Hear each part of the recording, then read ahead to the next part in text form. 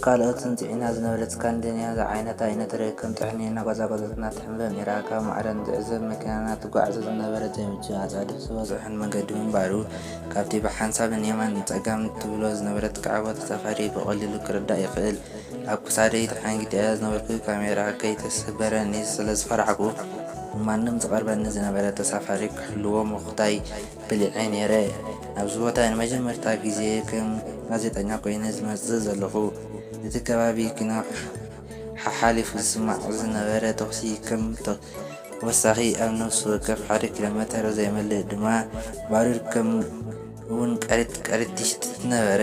ቅድሚ ኣዋርሕ ዘይመልእ ብክልተ ወገናት ኣብቲ ከባቢ ዝተኻየደ መሪር ደማዊ ኩናት ብሰልኢና ሓድሽ ውዑይ ነይሩ። ናብቲ ዓዲ ክንበጽሕ ክንደይ ተሪፍና ይኸውን? ነቲ ምሳይ ጽግዕ ኢሉ ኣብ ከቢድ ሓሳብ ተሸሚሙ ዝነበረ ሰብኣይ ሓተትክዎ። ዕድመ 30ታት ኣፋሪቑ 40ታት ዝተጋማገመ ማእከላይ ቁመት ዝውነን ሰብኣይ እዩ። ኣሳስ ፍርቂ ሰዓት በለኒ። ካብ ዝጥምቶ ዝነበረ ኣንፈት ከይተመለሰ ቀሪብና ኢና እሞ በልክዎ። ተስፋ ስለ ዝገበርኩ ነቲ ዝነበረ ሃለዋት ናይተ መኪና ወዲእና መሬት ክንረግጽ ክቱር ሓንቀውታ ይዕዲለ ነይረ። ንፈለማ ግዜ እየ ነዚ ስፍራ ዝመፁ ዘለኹ ተስፋ ይገብር እውን ኢለ ሰርሐይ ዛዚመ ግምጥል ክብል ንገለ ግዳያት ተላእኸ መጽአ በልክዎ። ማይክ ናይ ካሜራ ይሓሰስ እናበልኩ ሓቂ ጽቡቕ ጌርካ እንተኾነ ካብቶም ትብሎም ዘለኻ እንታይ ጥዑይ ዜና ከይሂቡኻ እዮም? በሰላም ኩናት ደኣ ኢለ ዘርኡ ኮለፍክዎ ዝኾነ ኣይበልክዎን። እንታይ ክብለኒ እዩ ምባል ግን ኣቓልቦ ሃብክዎ። ብዝኾነ ኣነ ቀልጢፍና ክንኣቱ ኣይተባህኩን ዘለኹ ወሰኻለይ። ይህ እንታይ ኮንካ? ብዝተደጋገረ ኣንደበት ተዛረብኩ። ዝኾነ ክብል ስለ ዘይሰምዐክዎ ክሳብ ገለ ዝብል ክጽበዮ ነይርኒ። ይነትረ ነዚ ኩሉ መንገዲ ከም ማይ ጨሊጣቶ ዓዲ ከም ዝኣተና ክትሕብር ቀሰይ ኢላ ልምም ክትብል ጀመረት። ምኽንያቱ ተደርብዮም ነቲ ጽርግያ መሊኦሞ ስለ ዝነበሩ እዩ። ቅድሚ 3 ወርሒ ንዓይ ነደይ ምስ ረኸብኩ ዕራጋ ክገብር ንዝባኒ ይበያ ምስ ወጣኹ ኩናት ተጀሚሩ። ድሕሪ 3 ወርሒ ድሓይ ናይቲ ዓይነ ስውርቲ ዝኾነት ወላዲተይ ክገብር ሕጂ ይምለስ ኣለኹ። ዝወርሐ ጽዑቕ ኩናት ዳሃይ ናይታ ምስ ንእሽተይ ሓወይ ዝገረፍካ ክብርቲ ወላዲተይ ገብር ዓቐብ ኮይነኒ። ተስፋ ይገብር ክልቲኦም ብሂወት ክጸንሑኒ ምስ በለኒ ገጹ ብሓዘን ክለወጥ ረኣኽዎ። ርእሰይ ድሕሪ ምንቕናቕ ክቕጥል ዓደምክዎ። ድሮ ነታ ናይ ድምፂ መምልኢ ዝኾነት መሳርሒተይ ኣብ ጥቓ ኣፉ ኣቕሪበ ሪከርድ ክገብር ጀመርኩ። ሓውኻ ንእሽተይ ድዩ? ክንደይ ይገብር? ዕድሙ ሞያ ሕቶታተይ ከውሕዘሉ ጀመርኩ። ዕድሙ 17 ዓመት እዩ። በኩት ነፍሲ ግን እኹል መንእሰይ እዩ ዘምስሎ። ዝኾነ ኩሉ ክበጽሕ ዝወርሐ ደብዳቤ ዝኾነ ሰጊሩ ኣብ ዕጂ እምኒ ክውድቕ ክኸውን በዓል ሙሉ ተስፋ እየ። ተስቦ ማዕረ እቲ ባሩድ ይሽትት ነይሩ። መስፍን ሰላም ከም ድሌቱን ባህጉን ክገብረሉ ተመንየ። ባብ ኩናት ዝዓጽዋ እምበር ዝኸፍታ ኢድ ኣይተሰእነን እያ። ኣፈሙዝ ብረት ዝቖንዖ ህዝቢ ሞትን ስቃትን ወግሩ ኣብ ከባቢው እናዘንበያ ይጸናትኦ። ውልቃዊ ረብሓታቶም ዘገድሶም ውልቀ ሰባት ዘገድስዎ ኣጀንዳ የዋህ ህዝቢ ይፍደዮ። እዚ ኩናት ስጋን ደምን ዝጸረት ነፍሲ ጥራይ ኣይኮነን ዝወስድ ሕልሚ ናይ ቀያሕቲ ዕንበባ ዝመስሉ ዕሻላት እውን ህይወት መንእሰያት ዓበይትን ኣረጋውያን ሒዝና መቓብር እዩ ዝወርድ። ዝኾነ በሰላም ኩናት መወዳእታ የብሉን ኢልኒ ከስል መሲሉ ዝነበረ ገጹ ናብ ንቡር ሕብሩ ከተመለሰ። ኣብታ ዓዲ ቤተሰብ ኣለካ ዶ? ግድኡ ዝሓተተኒ ሕቶ ነበረ። ኣለኒ በልክዎ። ድሕሪ ንገለ ካሊእታት ምሕሳብ ኩናት ንኹሉ እዩ ዝትንክፍ። ንዓኻ፣ ስድራኻ፣ ንቤተሰብካ፣ ንማንም ኤርትራዊ ልዕሊ ኩሉ ድማ ንማንም ዜጋ ናይዛ ምድሪ ልክም ሓለምለህ ለምለማ ቀጠልያ ዝሕብራ ፕላኔት ንምግባር ወዲ ሰብ ወትሩ ምስ ሓለነ እዩ። እዚ ኣብ ትምህርቲ ቀሲምካ ትኸውን ኢኻ ዝብል እምነት ኣለኒ በለኒ። ብናይ ቅጥባጣት ዝመልኦ መንፈስ እናጠመተ ጽቡቕ ኣለኻ በልክዎ። ነተን ኣብ ቅድሚ ዓይና ተቓሊጽለን ጸሎ ሕብሪ ተኸዲነን ዝነበራ ተሽከርከርቲ እናጠመትኩ ወተሃደራዊ ልብሲ ወይ ሬንጀር ስለምንታይ እዩ ቀጠልያ ሕብሪ ክኸውን ተደልዩ? ውሕቶ ኣዋጠረኒ። ኣብቲ ዓዲ ዝመልኣና ሕብሩ ሕልፍ ኢሉ ዝረኣዮ ደቂ ናይቲ ዓዲ ክንዕዘብ ጀመርና። سمع علم كندي علم قتل حبري كدل وسا قتل حبري رجال تخدينه كلام لما هرديك زبل كفو فترات يوز حتى تاني كيملس كله باعلو كمل ساعة سمعكو زبل زنبرة كعبة حسابات وشتأية يسلاسل من يرى مس نفسه وكف زبلهم زنبرة حسابات يسمع معني يرى مويا وكدتاتي كمال بالجن كاب زرب كي كلفو كنتا ناي مملي تسرع كم زلات تاني يرى نوركو عندبت وي زبل دمتي ناي قلم كاب سنة تسافرا زنبرة أنستي مسا معنا كاب زنبرة نايو عمل ولعل نقبيت كندهب كسبنا دحن يقوم إلى أفي كفتين كبي توقسكو مكنا عريسة زرقت مثلا ين انتخونا ريسا سب ايكونان زمتا ادقي ايو كبل حاليش شياب سب اي كمل سمع قوات ادبي بمغيرنا سرحي تمرسكو انتخونا كعلان نسان حسب ايدين اب زنتا توحيد سلازرغبو كساب بعد اف سغلت اللي اغلق قبر مدفو صبحت نقوه كاميرا كاف سفرة بموسى فقدو كرنادات النازركو سئلتات كسئل وعالكو زبزح النباتي إتعادي عدهم زاقيت أيتا مدرسون نيرهم بيت آيت استبالعو معاتو تقليلهم بدب استدم سسو أبايتنا نايتسفم غراد منفز عاسولهم نبرتا كاب سئلة يأمرهم إلهي أبني ولا دقات راس دمس إتايتي كابزي سواء حدا مع التحالف انت نبرا ملأخ سلام نايتا كابي بحريرو أرحقو تعزير نبرا زحلفكو قرناتا معناها تمسيئن قنب زبل مواوريسو مستعزكو فرحي كوارسني تسمعني ولباتي زمزقل لا أجنداي كاب جباي أو طير أخوة كم قال أي مدى في السريع عياز نبركو نقال قديات نايتي زوار حكونات كالمعتات مكياج تبز نبرد إياه انتقنا من كعات زبل سكفتا قنكا بزواني كبنتات أي كألين بصباق لقبات تسفى مرالو بايتا زودي قوزنا وده هزب تعدي كأجبكا كتحدو كعات زاد فرق كويزن أي تسمعنن عندبت قن ودي سلسته ويا 4 عامت يخون إلى زقامت كوقعة أو قدمي حانتي هدمو وإيم مصر أخوانا بسقوكو وزع معات كوخوانو زخونو بدء بيه مانم تقام تدبجيبهم مفتسو عنهم زنبر هنوتا تعازيب كاتر ردا نتيجة فسيمو دخام عسيل وزن رأت أنقل عارسو دعري أفكز مدهسات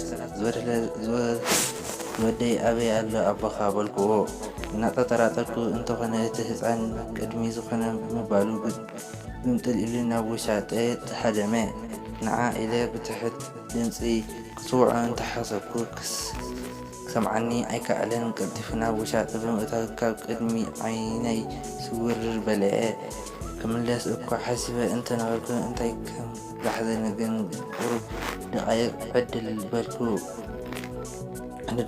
كينات أبزم من تاينات العالم كم زي فترات فترات بسلا مشام مقلتي كم زي بلو أقدمي مس نفسي يستسمع كل حقي نبرة عند بتكن ولا ريت تخوني زبل قوات بيت قلقل إلى مجلس ولات تسفاس لزرخ بمس لبتا سكفتاي نبتي للدات نايتي هدمو تتقعكو قدمي قريب وحيقين بتاعي تستبل معصى نايتي هدمو أب عيني آتوه سلام سبزات دحري مبال أفك سنة لدات هدمو تنكفوه باقي ما إبقى تسفاكي قرطكو انت قعكو قبر مسيس لزي رخبكو قمت اللي إليك خيج نسبكو مرحبا زبل تحت صغرات صدمت إنايتا قوال أنسيتي سمعكو مرحبا سلام كمي ألخي أبراهامي بعل كاب مينستري زنازل أفريقيا تسمعيه فقرنيا أنت خينكي كزرار بي مدلخو بالقوة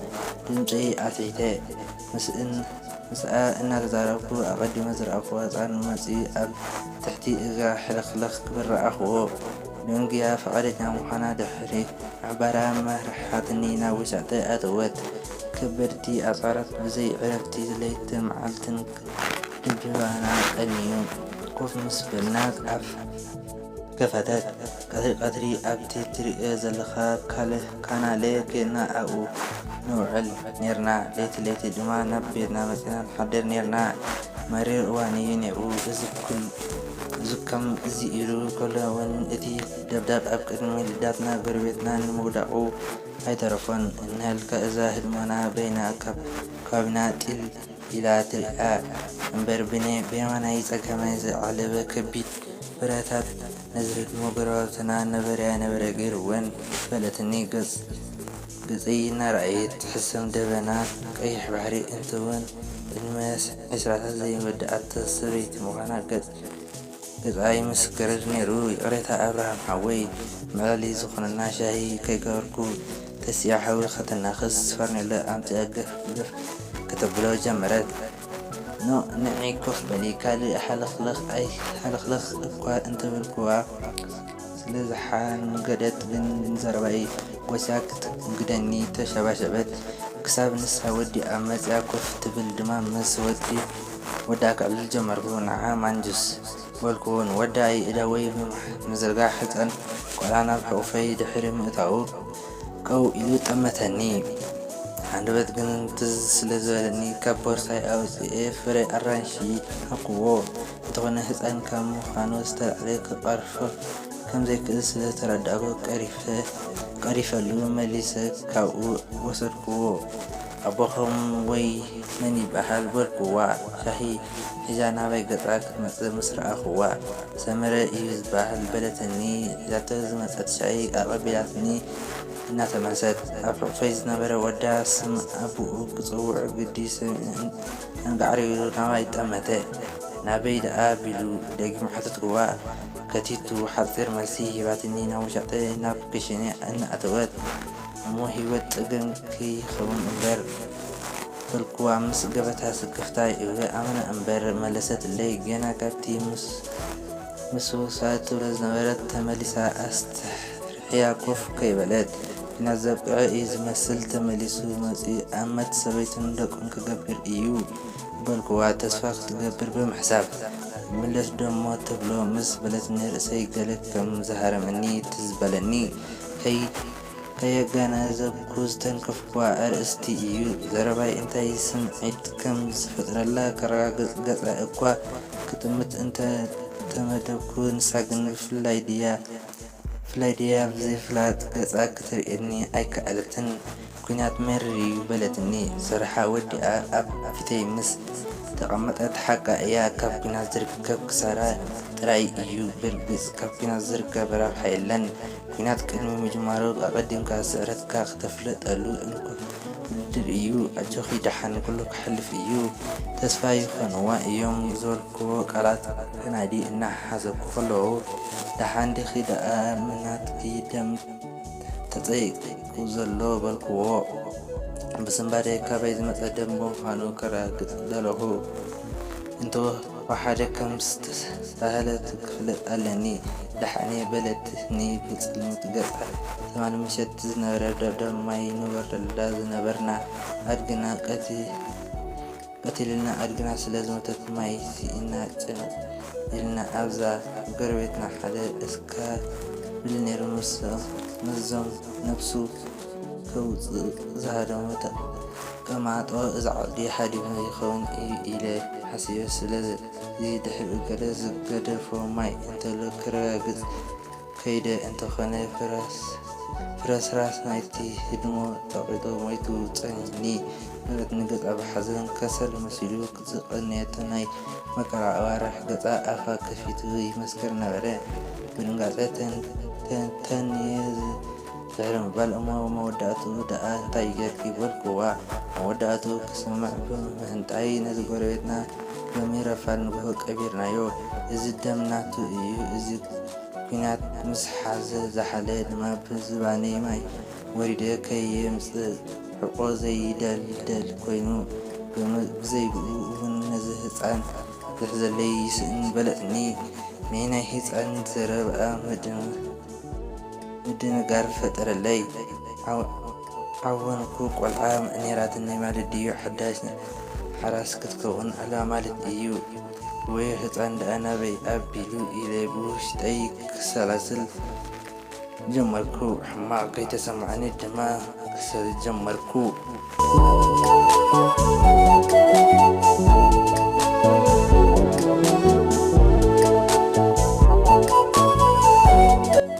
ክቡራት ተኸታተልቲ ዘመን ሚድያ ሎም ሓንቲ ሕዚ ዝመጻኹ መደብ እዚ ነይሩ።